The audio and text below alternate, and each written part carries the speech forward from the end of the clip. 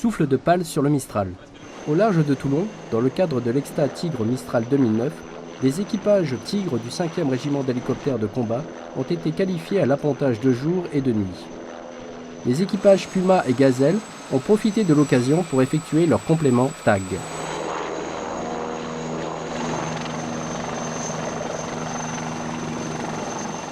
C'est vrai qu'avec un Tigre, donc c'était nouveau pour nous et particulier puisque le cockpit en tandem fait qu'on a une vision qui est assez restreinte, notamment depuis la place commandant de bord que j'occupe qui est en arrière. Une technique de posée rendue délicate par les effets du déplacement du navire, maîtrisée par les équipages et la technologie embarquée. Le système Tigre nous aide énormément puisqu'il y a beaucoup d'aide au pilotage sur cet appareil. Et puis également le bâtiment qui dispose d'une plateforme grande et d'une bonne stabilité fait qu'on est quand même bien aidé pour apponter sur ce bâtiment. Néanmoins, c'est vrai qu'il faut toujours se donner un repère. En l'occurrence, le repère sur un bateau, c'est toujours le chien jaune. C'est la seule personne qu'on regarde et qui va nous amener à nous poser au bon endroit et dans la bonne configuration.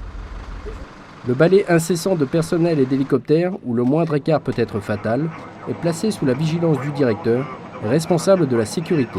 C'est d'assurer tout ce qui concerne les préparations aux mises en œuvre de l'aviation, des hélicoptères, dans le hangar et sur le pont d'envol, jusqu'à la phase dite de décollage, avec pour intermédiaire le chef aviation.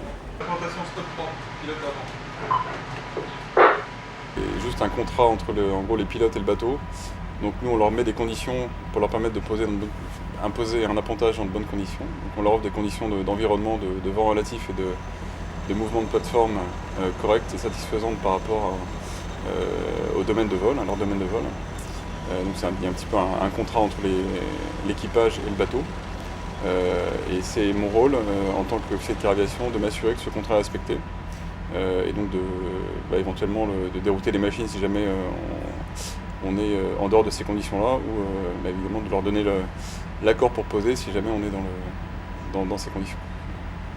Il faut se plier à la procédure de la marine.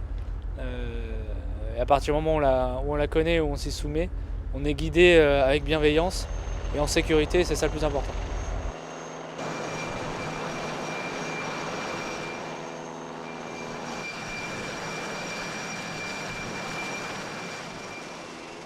La fin de l'exercice a été marquée par le geste fort de tradition entre les pilotes et les marins.